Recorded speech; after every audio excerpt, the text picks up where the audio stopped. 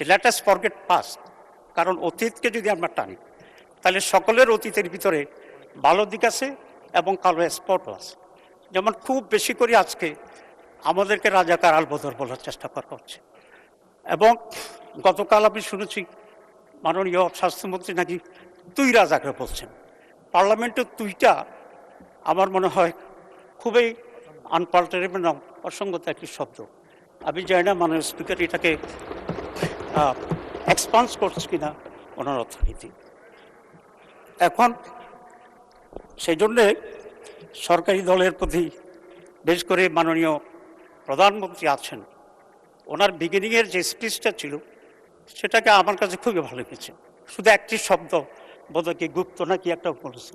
এগুলার টুকটাক আর কি উইকনেস আছে বলে যদি আমরা এক্সপোজ করতে চাই, তাহলে আমাদের পারস্পরিক যে রেসপেক্ট এবং কনফিডেন্সটা হবে সেটাতে কিন্তু আবার ঘাটতি হবে।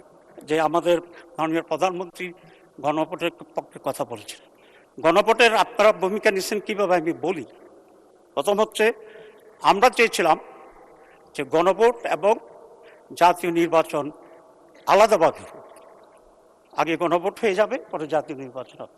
কিন্তু বিএনপির পক্ষ থেকে খুব স্ট্রংলি তারা বলছেন যে গণভোট এবং জাতীয় নির্বাচন একসাথে হতে হবে, এবং আপনাদের দাবির পক্ষেই আমাদের নারাজির পরও গণভোট এবং জাতীয় নির্বাচন একসাথে হয়েছে। তো আপনারা এখন বলছেন যে এটা জায়েজ হয়নি।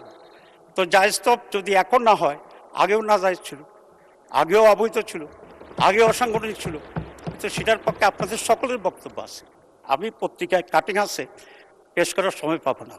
এবং গণভোট যদি কোনোভাবেই আলাদা হতে না পারে, এই ব্যাপারে আপনাদের অনেক তৎপরতাও ছিল, আমাদের আন্দোলন ছিল, আমরা সংগ্রাম করেছিলাম সেদিনও, যে যাতে করে আলাদা হয়। যদি আলাদা সেদিন হতো তাহলে কিন্তু আপনাদের এই চান্স নিয়ে, সুযোগ নিয়ে এই বিভ্রান্তি তৈরি করার কোনো